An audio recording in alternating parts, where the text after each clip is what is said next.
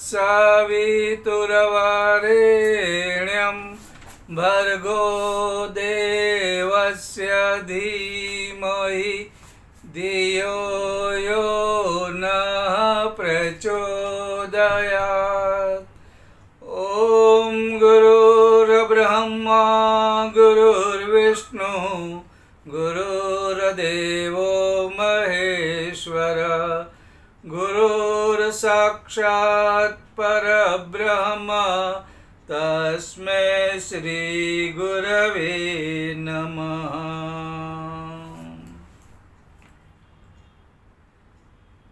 परमात्मा ने हमें जिंदगी दी है वह हल्के फुल्के तरीके से जीने के लिए, सुख शांति सफलता के लिए। जिंदगी दुखी होकर रोते रोते गुजारने के लिए नहीं है। परमात्मा ने हमारे अंदर सफलता सुख शांति के छोटे छोटे बीज दिए हैं। इस बीज में से सफलता पनप सकती है, सुख पनप सकता है, शांति पनप सकती है। तुम्हारी हर एक मनोकामना पूर्ण हो सकती है। ये सारी शक्तियों के बीज हमारे भीतर हैं और ये जीवन जो हमारा है हम वो कर सकते हैं। हालांकि हमारा जीवन उतना आसान नहीं है जैसा हम सोचते हैं। भले ज्वार भाटा न आए, लेकिन अगर जीवन सागर है तो यहाँ पर लहरें आती रहती है। लहरों का मतलब होता है चढ़ाव और उतार। लहरें कभी ऊपर होती है, लहरें फिर नीचे आती है और ये चलता ही रहता है। ये कुछ समय के लिए नहीं है, लहरें जीवन भर आती रहेगी। जीवन भर अनुकूलताएं भी आएगी, प्रतिकूलताएं भी आएगी। सुख और दुख, सफलता असफलता, कभी मुनाफा हो गया, कभी नुकसान भी होगा। ये चलते रहने वाला है और ये सभी के लिए सही है। इस दुनिया में सभी के लिए, कोई भी कितना धनवान हो, कोई भी कितना अध्यात्म में गुजरा हो, हाँ उसको फीलिंग अलग होगी, लेकिन उसके जीवन में ये सब कुछ आते रहेगा। लहरें आती रहेगी। लहरों को कौन किस तरह ले रहा है, कोई लहरों पे तर सकता है, कोई इन लहरों से क्रोध करके झगड़ा भी करता है। फाइट एंड फ्लोट इंग्लिश में कहते हैं। कुछ लोग इन लहरों से लड़ते हैं, वो अपना नुकसान कर लेते हैं। कुछ लोग फ्लोट तैरते रहते हैं, तैरने में कुछ नहीं, अपने आप को छोड़ दिया। तो ये जो संत महात्मा अध्यात्म में जो रहते हैं वे अपने आप को तैरते रखते हैं। और कितने लोग ऐसे होते हैं लहरों से लड़ते झगड़ते रहते हैं, लहरों से टक्कर लेते रहते हैं और फिर क्या होता है, उनके जीवन में दुख आता है। जैसे हमने देखा कि ये जीवन में उल्टा सुल्टा आते रहेगा, प्रतिकूलताएं भी आएगी, अनुकूलताएं भी आएगी, लेकिन उसके अंदर जो इम्बैलेंस होता है, असंतुलन होता है, वो ठीक नहीं है। ये उल्टी सुलटी परिस्थितियों में भी संतुलन बनाए रखना, हल्का फुल्का जीवन जीते रहना, ये एक बहुत बड़ी सिद्धि है और हम लोगों को वैसा ही जीना है, वैसा ही जीना है। क्योंकि ये जो परिस्थितियों का बनना बिगड़ना ये सहज है और स्वाभाविक है। तुम्हारे साथ या हमारे साथ होता है ऐसा नहीं, ये सभी के साथ होता है और सभी के साथ होता है।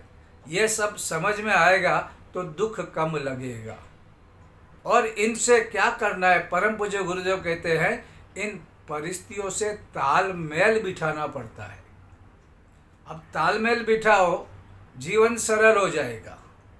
अगर लड़ते झगड़ते रहोगे, अपसेट रहोगे, अगर तुम्हारी मुस्कान चली जाएगी, अगर तुम रात को सोते समय किसी का दुर्व्यवहार याद करते रहोगे तुम्हारी नींद गायब हो जाएगी।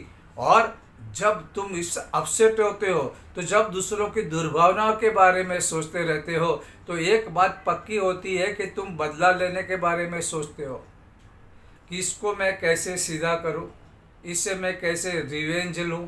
और ये जो भावनाएं हैं, सबसे पहली बात तो तुम्हारी नींद हराम कर देगी। और नींद नहीं आएगी ठीक से तो तुमको तनाव भी आएगा और तुम्हारा आरोग्य भी खराब होगा। सवेरे उठोगे तो अपने काम में ध्यान नहीं दे पाओगे, तो ये कोई जीवन, अच्छा जीवन तो नहीं है। तो ये जो अगर इस तरह जीना है तो मतलब नहीं। जीवन है तो संग्राम है, संग्राम जिंदगी है, लड़ना सभी को पड़ेगा। लड़ नहीं सकोगे तो जी नहीं पाओगे। लेकिन ये लड़ना मतलब क्या होता है कि इस तरह से परेशान लड़ना है, मतलब कि अपना एक कर्तव्य है। ये लड़ने की बात जब करते हैं तो हमारा जो कर्तव्य, ये कर्तव्य या हम जो कोई काम कार्य लेते हैं तो उसको कैसा करना है, तन्मयता होनी चाहिए, तत्परता होनी चाहिए और उसको कर्तव्य समझ के कार्य करना है।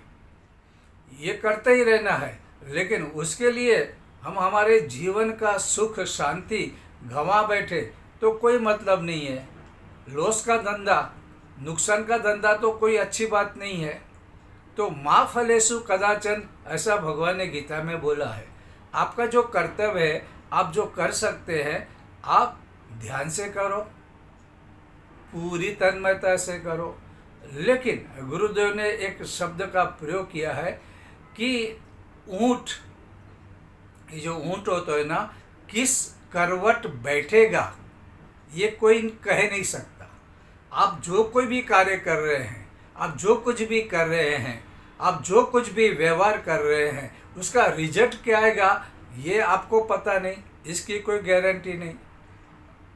ऊंट किस करवट बैठेगा, ये कौन सा ऊंट है? ये समय का ऊंट। ये समय का ऊंट किस करवट बैठेगा यह कोई जानता नहीं। अर्थात आप जो कर्म कर रहे हैं, जो व्यवहार कर रहे हैं, उसका रिजल्ट कैसे आएगा वो आप नहीं जानते और आप बता भी नहीं सकते। और अगर ऐसा, क्योंकि कभी कभी क्या होता है कि कोई आदमी जागरूक भी है, कोई आदमी सज्जन भी है, कोई आदमी अच्छा भी है, लेकिन उसको रिजल्ट खराब मिलता है। कभी कभी अच्छे लोगों के साथ बुरा होता है और ऐसा हो भी सकता है। कभी कभी अंधे आदमी को भी बतेर हाथ में आ जाता है, तो क्या करेंगे? वो जागरूक हाथ में कुछ नहीं आता। किसी अच्छे आदमी को अच्छे व्यवहार का बदला खराब भी मिल सकता है। ऐसा सब कुछ हो सकता है। तो क्या करने का? तो अपना कार्य अच्छी तरह करने का, जिम्मेदारी से करने का, ईमानदारी से करने का। लेकिन रिजल्ट आया तो फिर भगवान ने जो गीता में कहा है, मा फलेषु कदाचन, कर्म करते रहना है, फल के बारे में मुझे नहीं सोचना है। फल कैसा भी आए, ऊंट कौन सी करवट पे बैठेगा वो आपको नहीं पता है। आपका इसका रिजल्ट क्या आएगा? तो रिजल्ट खराब आया तो दुखी होने का है, रोने का है, निराश होने का है, हताश होने का है, किससे बदला लेने का है, किसके बारे में बुरा सोचते बैठना है। सब कुछ करना है जो अच्छा है। आपको लगता है कि आपको क्या करना चाहिए, आपको करना है। लेकिन ये करते समय रात की नींद आपकी हराम नहीं होनी चाहिए। आपका पूरा दिमाग, आपका पूरा दिल उसमें बिजी नहीं होना चाहिए। जो ठीक है, आपको लगता है, आप करो, करना है। भगवान कृष्ण के बारे में सोचेंगे तो सबसे बड़ी बात यह है कि वो हमेशा मुस्कुराते रहते थे। वे अंदर से भी शांत होते थे, बाहर से भी शांत होते थे। हम लोग ऐसा कहते हैं कि कृष्णम भूत्वा कृष्णम यजेत, कृष्ण बन के कृष्ण की पूजा करो। अगर हम और कुछ नहीं कर सकते हैं तो कम से कम अपने आप को ऐसी परिस्थितियों में शांत रख सकते हैं, एक हल्का फुल्का जीवन जी सकते हैं।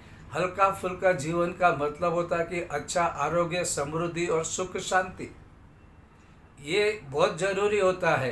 परम पूज्य गुरुदेव कहते हैं कि जिस तरह से एक फूल डाली पे मुस्कुराता रहता है, झूमता रहता है, खुशबू देते रहता है, वैसा ही कोई भी संकट हो, कोई भी परिस्थिति हो, धूप हो, छाँव हो, बारिश हो, तो उस समय अगर हम मुस्कुराते रहें, और हमारे गुरुदेव ने कहा कि आप तो मुस्कुराते रहो, कीप ऑन स्माइलिंग, हंसते रहो, लेकिन साथ साथ में आपकी हंसी और मुस्कुराहट में दूसरों को भी भागीदार बनाओ, दूसरों को भी भागीदार बनाओ। इससे क्या होगा, ये तुम्हारा कर्तव्य है। और तुम हंसोगे तो दुनिया हंसेगी, तुम जो हंसोगे तो हंसेगी ये दुनिया, रोगे तुम तो न रोएगी ये दुनिया। ये दुनिया नहीं रोने वाली, आप रोते रहोगे तो कुछ नहीं होने वाला। आपको मुस्कुराते रहना है, हंसोगे दुनिया हंसेगी, सब आपको साथ देंगे। तो हमको इस तरह से हल्का फुल्का जीवन जीना है।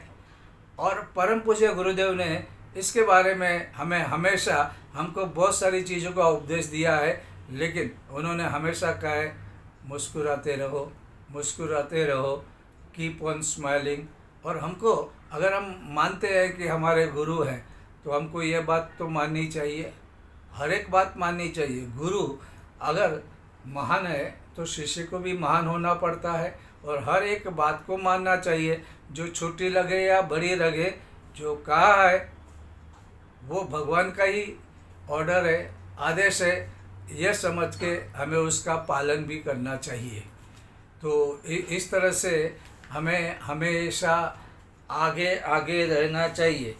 और देखो, हम लोग क्या करते हैं, दिन रात अगर हम रोते रहेंगे तो हमारा तो जीवन बिगड़ेगा, हमारे आसपास हमारी पत्नी है या हमारे संतान है, हमारे माता पिता है, उनकी भी हालत कैसी हो जाएगी, उन लोग परेशान हो जाएंगे।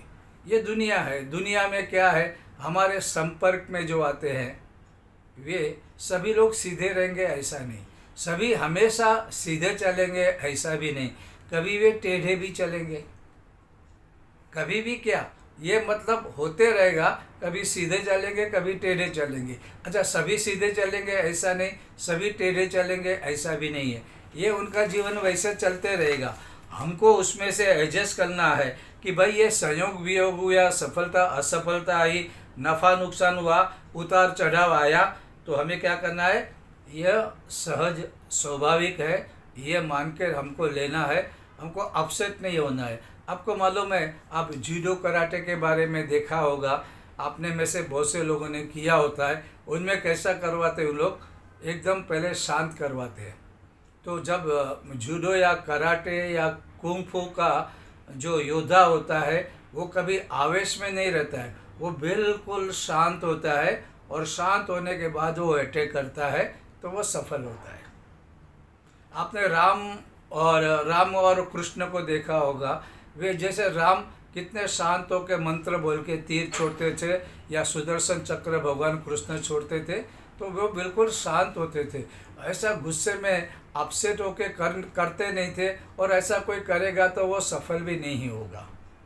उसके लिए आपको बिल्कुल शांत मन रखना पड़ता है, और थोड़ा सा मुस्कुरान। अगर आप बिजनेस भी करने जाते हो तो आप सामने वाले के साथ हंसकर मुस्कुरा कर बोलेंगे तो लाभ है। अगर आप चिड़चिड़े बन जाएंगे, आप अध्यात्म में भी काम कर रहे हैं, अगर आप चिड़चिड़े बन जाएंगे, गुस्सा करते रहेंगे, क्रोध करते रहेंगे, अपमानित करते रहेंगे, तो क्या हो जाता है, धीरे धीरे उसका रिजल्ट है ना खराब आता है, उससे संग भी टूटता है, उसको खुद को भी परेशानी होता है और दूसरों को भी परेशानी देते हैं।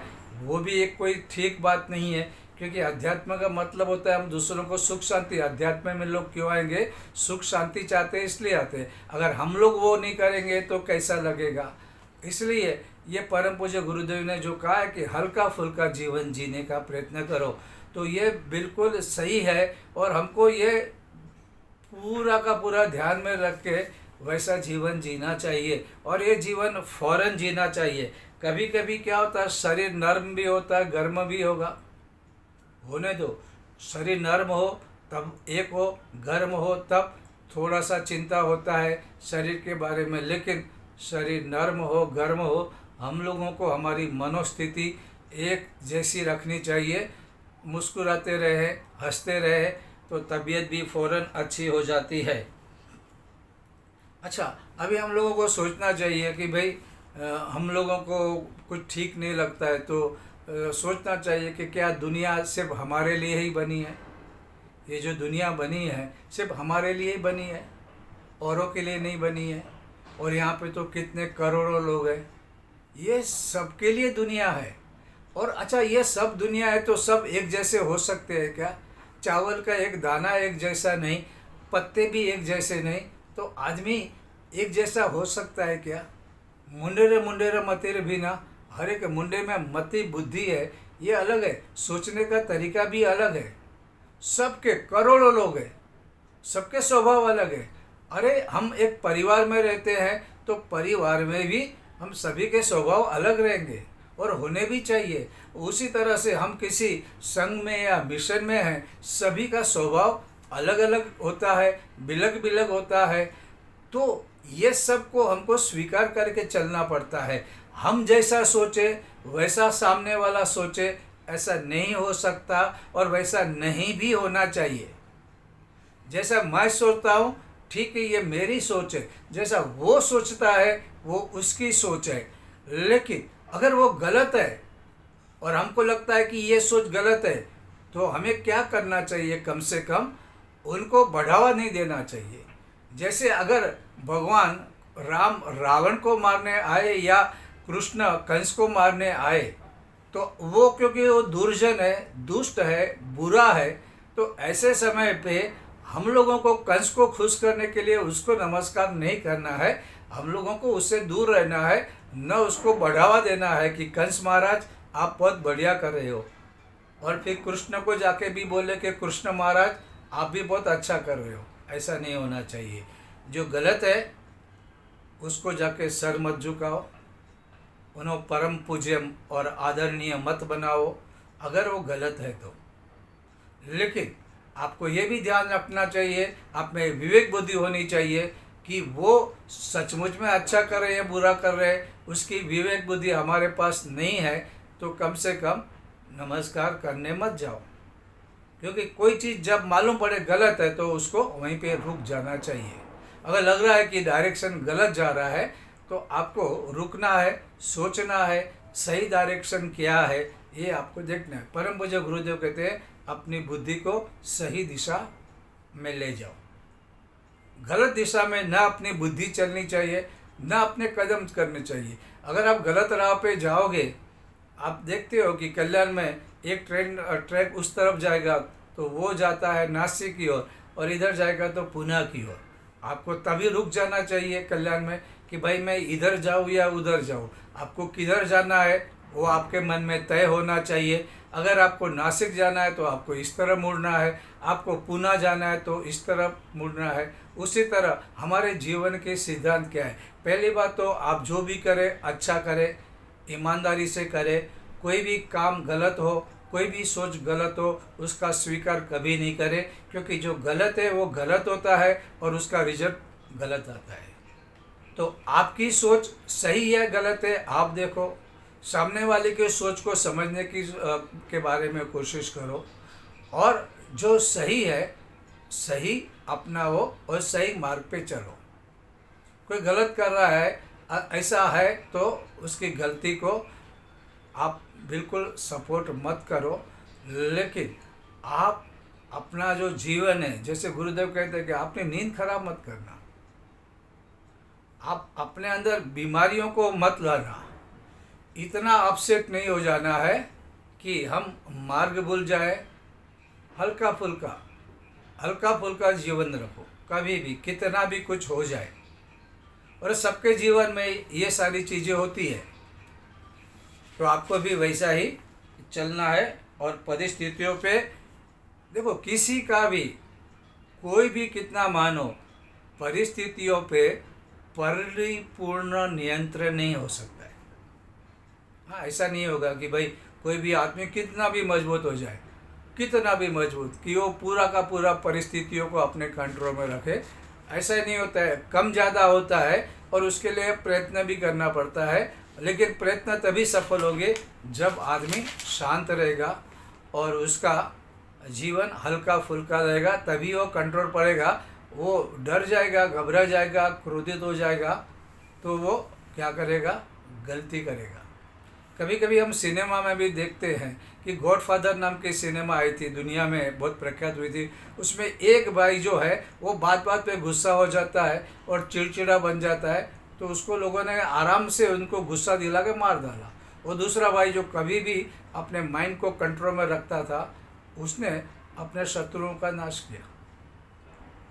और एक मैंने सिनेमा देखी थी, उसमें वो जो हीरो है, नायक है, वो कहता है कि सब कुछ ठीक ठाक है, ऑल इज वेल। तो क्या होता है कि परिस्थितियाँ खराब होते हुए भी अगर हम लोग हमारे मन को समझा कि बाबा सब ठीक है, अपने आप को भी थोड़ा प्रोत्साहन दे, दुनिया अपनी प्रशंसा करे, लेकिन अपनी प्रशंसा हम खुद भी करें तो अच्छी बात है। अगर अच्छा करते हैं तो, गलत करते हैं तो कभी प्रशंसा नहीं करनी होती है, न किसी को प्रशंसा करनी भी चाहिए। रोकना है, अगर कुछ गलत हो रहा है, सही हो रहा है तो उनको प्रोत्साहन देना है। लेकिन हमारी नींद खराब हो या हमारे अंदर उसके प्रति बदले या द्वेष की भावना हो तो उसको हम लोग को अवॉइड करना चाहिए कि ताल में मिटा के हमको आगे आगे चलना है। अच्छा, अभी इसमें गुरुदेव कहते हैं कि जब ऐसा मौका आए तो आपको सावधान रहना है। एक तो आपको ध्यान रखना है कि आपको मुस्कुराते रहना है, प्रसन्न चेहरा। जो गायत्री उपासक है, जो गायत्री परिवार से जुड़ा है, उसका चेहरा हमेशा प्रसन्न होना चाहिए, मुस्कुराते, क्योंकि हजारों लोग उनसे कुछ आशा रखे बैठे हैं। गायत्री परिवार के लोगों से मिलने आते हैं तो उन्हें कुछ सुझाव चाहिए, उन्हें कुछ रास्ता देखना है। अगर हम ही उदास रहेंगे, रोते रहेंगे तो नहीं चलेगा। तो चेहरे पर हमेशा मुस्कुराहट, ये कंडीशन है, हम इसको भूल गए हैं। मुस्कुराते रहना है और बाद में कभी भी धैर्य नहीं टूटना चाहिए। अरे कहानी ख़त्म हो गई, जीवन बेकार गया, नहीं, धैर्य रखो। एक समय सही आता ही है, सही मार्ग पे चलते रहोगे ना तो तुमको सही मिलेगा। क्योंकि ये जीवन यात्रा है ना, यहाँ पे फूल भी मिलेंगे, कांटे भी मिलेंगे, यहाँ सब मिलेगा। शंकर भगवान की शादी में जाओगे तो वहाँ पे आपको ब्रह्मा विष्णु भी मिलेंगे और भूत पिशाच भी मिलेंगे, ये दोनों मिलेंगे। तो आपको वो तैयारी में जाना है, बड़ी शादी में जा रहे हो ना, शंकर भगवान की शादी में जा रहे हो ना, बड़ा काम कर रहे हो, बड़ा काम कर रहे हैं तो ऐसा होने वाला है। अच्छे बुरे मिलेंगे, लेकिन आपको क्या करना है, संतुलन, बैलेंस ये रखना है। विपरीत परिस्थितियों में भी संतुलन बनाना, यही तो हमको सीखना है। अगर ये नहीं सीखेंगे, बैलेंस खो बैठेंगे तो क्या अर्थ और क्या मतलब रहता है। और इसके बाद कभी भी निराशा नहीं आनी चाहिए। निराशा यह नास्तिकता है। जो निराश आदमी है ना, वो नास्तिक है। याद रखो, निराश आदमी नास्तिक है। ऐसा किसने कहा था? विवेकानंद ने। उन्होंने कहा जो आस्तिक है, जिसको अपने पे भरोसा नहीं और बात बात पे निराश हो जाता है, वो आगे क्या करेगा? आएगी। आशा रखो, आशा रखो और रखनी ही चाहिए, लेकिन प्रतिकूलताएं भी आएगी, उसकी भी तैयारी रखो। लेकिन निराश कभी मत बन जाओ। निराश बनते रहोगे, काम छोड़ दोगे, चाहे वो जीवन का हो, जीवन का छोटा कार्य हो या कोई बड़ा कार्य हो या युग निर्माण की बात हो, निराश कभी मत हो, निराश कभी मत हो। और उसके बाद खींच, कभी कभी हम इतने खींचते हैं ना, चिल्लाते हैं, कुछ ठीक नहीं हुआ तो चिल्लाना, बच्चों को डांटना, रास्ते पे कोई मिला तो उसको भी गाली गलौज करना, रिक्शा वाले के साथ, या कोई रास्ते में टकरा गया उसके ऊपर खींच निकालना, ये ठीक नहीं है। शांत रहना। कुछ हो रहा है, तुम्हारे हिसाब से नहीं हो रहा है, नहीं हो रहा है, किसी का भी अपने हिसाब से नहीं होता है हमेशा, ये याद रखना है। क्या? मन को शांत रखो, खींच मत करो, चिल्लाओ मत। और इसके बाद नफरत का शिकार मत जानो। आपको जो गलत है उसको सही करना, उसके लिए प्रयत्न करना है, लेकिन किसी से नफरत मत करो। ये नफरत उसको परेशान करे या ना करे, तुमको खा जाएगी। नफरत नफरत करने वाले को खाती है। इसलिए आप आंखें खोल के चलो। अवेयरनेस, जागरण, जागृति, ये तुम्हारे जीवन का अंग होना चाहिए, लेकिन किसी के प्रति नफरत नहीं होनी चाहिए। और ये सारी चीज़ें के बाद तनाव नहीं आना चाहिए। जीवन है, आप नौकरी पे करते हो या घर में भी पत्नी पत्नी के जो कलह होते हैं, कभी पिता और पुत्र, इनके भी कुछ परेशानियां होती है, वो होती रहेगी, लेकिन उसके लिए तनाव नहीं लाना है, टेंशन में नहीं आना है। तनाव लाओगे तो आपका जीने का मज़ा चला जाएगा। बिल्कुल आप शांत, हंसते हुए, हल्का फुल्का जीवन जीते रहे, वो उसका कभी कभी तनाव आएगा, कभी खुशियाँ भी आएगी। ऐसा होते रहता है। जनरेशन गैप भी हमेशा होती रहती है, तो उसमें कुछ परेशान नहीं होता। तुम सोचो कि जब तुम्हारे पिताजी कुछ कहते थे तो तुमको लगता था कि पिताजी गलत कह रहे हैं। अब तुम्हारे बेटे को और बेटियों को भी लगता है कि आप जो कर रहे हो वो ठीक नहीं है, दूसरा तरीका भी, बेहतर तरीका भी उनके पास है, ऐसा वो सोचते हैं। तो सोचने दो, क्योंकि ये तो चलते रहता है। और ये आपके साथ हो रहा है ऐसा भी नहीं। आपकी पत्नी बहुत से कहते हैं मेरी बीवी मेरी बात मानती नहीं। अरे भाई, ये सब जगह ऐसा होता है, बच्चों के बारे में भी ऐसा होता है।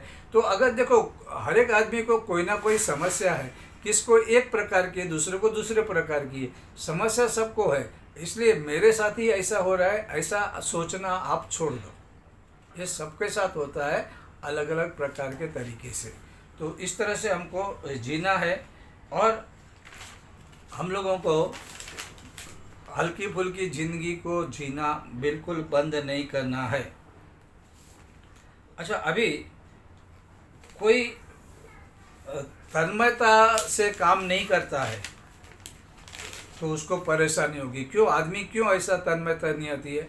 वो आदमी क्या करता है, परम पूज्य गुरुदेव कहते हैं, वो तुलना करता है, कंपैरिजन करते हैं, है ना। हम लोग कंपैरिजन करेंगे तो समस्या आएगी, जान जलेगी। कंपैरिजन मत, आप अपना काम जो है ना, आज से श्रेष्ठ काम कल करो, लेकिन दूसरा क्या कर रहा है, किस तरह कर रहा है, आपका वो काम नहीं। It is none of your business. आप अपने कार्य में आगे रहो, और दूसरा, किसी प्रकार के व्यसन में कभी मत पड़ो। ये आदतें होती है ना, आदमी को तनाव दूर करने को लगता है, फिर चाहे वो टोबैको हो, चाय कॉफ़ी हो, शौक से पियो। ऐसा नहीं कह रहा हूँ कि चाय कॉफ़ी पीना पाप है या खराब है, लेकिन वो नशा नहीं होना चाहिए, व्यसन नहीं होना चाहिए। और दूसरा, कोई भी आप हराम का माल खाने मत जाओ। क्योंकि हम कभी कभी क्या सोचते हैं, आपने नहीं किया और आप हराम के पैसे कमाना चाहते हैं, हराम का नाम कमाना चाहते हैं, हराम की इज्जत कमाना चाहते हैं, तो ये गलत है। क्या होगा, ये प्रयत्न परम पूज्य गुरुदेव है, कच्चा पारा जो रहता है ना, कच्चे पारे की तरह वो शरीर से बाहर निकलता है। कच्चा पारा कभी भी कोई खाता नहीं, अगर गलती से गया तो वह बाहर निकल जाता है। तो उसी तरह से जो ये सारी हराम की कमाई है, वो तुमको कल, आज नहीं तो कल परेशान करेगी। अच्छा, दूसरा, कभी अशुभ ना सोचे। हम लोग प्रार्थना करते हैं ना, भद्रम करणे भी शृणुयाम। सोचे तो कैसा सोचे, शुभ शुभ, ऑस्पिशियस सोचे। तो कभी अशुभ मत सोचे कि अगर ये हो, ऐसा हुआ तो ऐसा होगा, कुछ नहीं होता है। आप शुभ सोचो, शुभ होगा। और उसके बाद क्या होता है कि हमेशा प्रकाश की ओर चले, उजियारे की ओर चले, और कभी भी अंधेरे के पीछे न जाए। आपकी जो दिशा है, आपका जो डायरेक्शन है, वह हमेशा प्रकाश की तरफ होना चाहिए। और इस तरह से हमें जीना चाहिए। इसलिए परम पूज्य गुरुदेव कहते हैं कि पहली बात तो आपको, आपका जो स्वभाव है वो मधुर होना चाहिए। आप किससे भी मिलो, माधुर्य से मिलो, मीठा। कभी कड़वा, किसी का अपमान करना, किसी से मुंह फेर लेना, नज़रें चुरा लेना, ये अच्छे आदमी का लक्षण नहीं है। जो भी आए, दुश्मन भी आए, आप उससे प्यार से मिलो, उनका स्वागत करो, और फिर मन तुम्हारा सरल होना चाहिए, टेढ़ा नहीं। बात करो तो एकदम सरल होके करो। टोंटिंग और दो बातें सुनाने का तरीका, हाँ, या गंदी मजाक करना, ये अच्छा नहीं। क्योंकि आप ये करेंगे ना तो आपके अंदर भी कुछ ना कुछ गलत होते ही जाएगा। आप भी तभी असल में खुश नहीं रहते हैं, ये आपका स्वभाव नहीं है। तो कभी भी मन को सरल रखें, और क्या करें, चेहरे पे प्रसन्नता होनी चाहिए। चेहरा कभी भी नाखुश नहीं होना चाहिए, उस पर तो प्रसन्नता होनी चाहिए। और अगर ये करते रहेंगे ना, ये छोटी छोटी बातें हैं और ये हमको भी पता है, ऐसा नहीं है कि कोई हमें कहे और हमें समझे। हल्का फुल्का जीना हमको पता है, और ये परम पूज्य गुरुदेव ने जो हमें ये तरीके बताए हैं। हाँ, तो अब देखो, सब प्रॉब्लम कैसा होता है, हमको कभी कभी मानने नहीं आता। अब ऐसे महान युग ऋषि हमको अगर बता रहे हैं तरीके, तो हमें कोई डाउट नहीं करना चाहिए, और हम लोगों को वो दूसरों के लिए नहीं, अपने जीवन के लिए रखने चाहिए, और अपने जीवन में उसे अपनाने चाहिए। हमारा जीवन सच्चे भी अच्छा भी बनेगा, और हम जो दूसरों को भी खुश करना चाहते हैं, चाहे वो अपने परिवार वाले हो, चाहे हमारे समाज के हो, चाहे आप किसी मिशन से जुड़े हुए हो, सबको करना चाहिए। तो अगर आप खुश रहेंगे तो दूसरों को खुश कर पाएंगे। एक सिंपल फॉर्मूला है, अगर मैं प्रसन्न हूँ तो ही दूसरे को प्रसन्न कर सकता हूँ। अगर मैं रोती सूरत और नाखुश हूँ तो मैं दूसरों को खुशियाँ नहीं दे सकता हूँ। आज के लिए बस इतना।